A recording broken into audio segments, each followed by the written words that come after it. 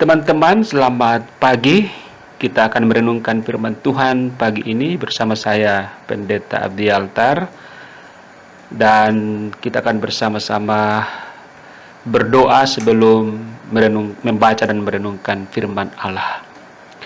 Bapa kami yang di surga, dikuduskanlah namamu. Kami bersyukur pagi ini boleh ada waktu untuk bersama-sama membaca dan merenungkan firman Tuhan.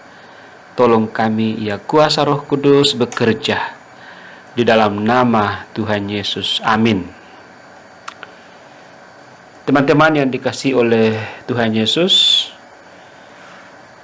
firman Allah dari Roma pasal 5 ayat 8 berbunyi demikian. Akan tetapi Allah menunjukkan kasih-Nya kepada kita oleh karena Kristus telah mati untuk kita ketika kita masih berdosa. Teman-teman yang dikasihi oleh Tuhan Yesus, kita masih mungkin ingat cerita tentang seorang kakak yang mengorbankan nyawa demi adiknya. Alkisah ada dua saudara kembar. Mereka keturunan saudagar kaya. Sang kakak bernama Mohan dan sang adik bernama Mahinder. Postur dan wajah keduanya amat mirip, bahkan dalam gaya berbicara. Tetapi karakter mereka berbeda. Mohan saleh, jujur dan baik hati, sedangkan Mahinder sebaliknya. Mahinder ini dia sejak kecil bergaul dengan orang-orang jahat. Dan setelah orang tua mereka meninggal, keduanya tetap hidup di rumah yang sama. Dan tanpa orang tua yang mengawasi, perilaku Mahinder semakin menjadi-jadi. Dia terlibat dengan aksi-aksi kejahatan dan bergabung dengan komplotan perampok dan preman. Suatu hari, komplotannya menjarah sebuah rumah. Mahinder dan teman-temannya juga membunuh penghuninya, dan berita itu tersebar ke seluruh India di mana mereka berada dan dikenal sebagai salah satu aksi kejahatan paling sadis. Polisi kemudian memburu para pelaku dan mengetahui tempat atau rumah di mana Mahinder tinggal. Polisi mengepung rumah saudara kembar itu dan menemukan Mohan, sedangkan Mahinder bersembunyi di rumah yang lain. Pria itu mirip dengan buronan yang dicari-cari karena mereka kembar. Dan tanpa kesulitan, polisi segera menangkap Mohan dan membawanya ke kantor polisi. Polisi mengira bahwa Mohan itu adalah Mahinder.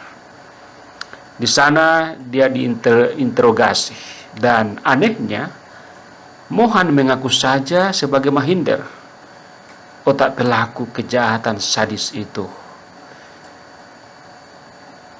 Mohan kemudian dibawa ke dalam pengadilan dan pengadilan menjatuhkan hukuman mati kepadanya.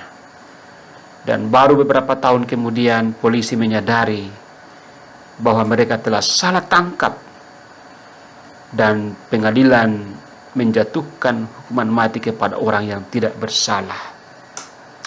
Sementara itu Mahinder kemudian bertobat dan dia mengikut Kristus. Dia menghayati pengorbanan saudara kembarnya yang telah menukar nyawa demi kehidupannya. Dia memilih mati demi hidup saudara yang dikasihinya. Teman-teman, makna dari cerita tadi mau mengatakan bahwa di mana ada kasih, di situ ada kehidupan. Kasih yang tak bersyarat dan mengorbankan nyawa untuk sahabat-sahabatnya, untuk umat manusia yang berdosa, telah lebih dulu dilakukan oleh Allah dalam Yesus Kristus sebelum Mohan dalam cerita tadi melakukannya. Kasih Allah yang disebut sebagai kasih agape adalah kasih yang tiada taranya. Kasih yang tidak menuntut balas dan secara totalitas mengorbankan nyawa dan rela tubuhnya dihancurkan demi untuk kehidupan umat manusia yang dikasihinya. Itulah kekayaan kita, teman-teman yang dikasihi oleh Tuhan Yesus. Jangan bertanya kekayaan hanya kekayaan yang bersifat materi jasmania dalam dunia ini, tetapi bertanyalah kekayaan batin apa, kekayaan rohani apa yang kita dan saudara-saudara kita miliki. Dan jawabannya adalah bahwa kita mewarisi sebuah kasih yang membawa kehidupan, yaitu kasih Kristus. Itulah sebabnya ketika orang Kristen dianiaya, dicaci maki, diolok-olok dan sebagainya, kita tidak pernah, atau orang Kristen rata-rata tidak pernah membalas. Rata-rata mereka mengalah dan menyerahkan itu semua kepada Tuhan. Karena apa? Kehidupan orang yang percaya kepada Kristus adalah kehidupan yang selalu membawa kasih. Dan salah satu wujud dari kasih itu adalah pengorbanan untuk membangun sebuah kehidupan yang harmonis, kehidupan yang bermakna, dan yang paling penting adalah kehidupan yang bisa bertemu dengan Kristus melalui sikap orang percaya yang rela berkorban demi untuk keselamatan orang lain. Apa yang diceritakan tadi adalah sebuah pengorbanan yang tentu saja dalam pikiran Mohan supaya Mahinder saudaranya, saudara kembarnya itu bisa bertemu dengan Kristus. Dan itu memang terjadi. Dan itulah cita-cita hidup yang sejati. Yang pertama tadi, jangan bertanya tentang kekayaan materi. Dan yang kedua, juga jangan bertanya tentang tujuan hidup yang hanya untuk misalnya jabatan, kekayaan, uang yang banyak, ketenaran, bahkan kebahagiaan semata. Tetapi bertanyalah tujuan hidup yang bisa selalu mengarah kepada bagaimana membawa orang-orang lain berjumpa, bertemu dengan Kristus. Dengan cara apa?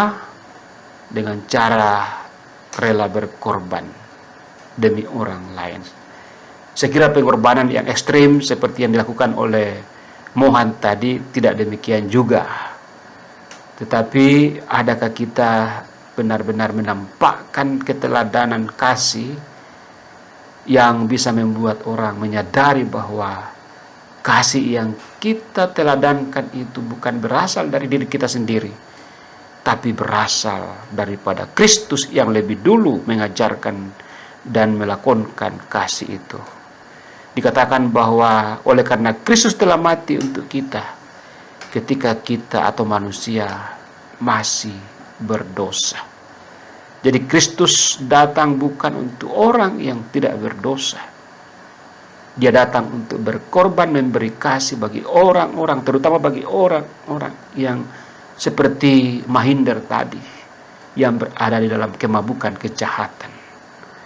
Dalam rangka memperingati atau menyenang masa raya atau minggu-minggu sengsara menjelang Paskah, saudaraku, percayalah bahwa kasih Kristus yang rela berkorban itu juga akan kita bawa ke dalam komunitas di mana kita berada, ke dalam kehidupan di mana kita berada, sehingga kehidupan itu kehidupan yang menemukan sosok Kristus melalui kita.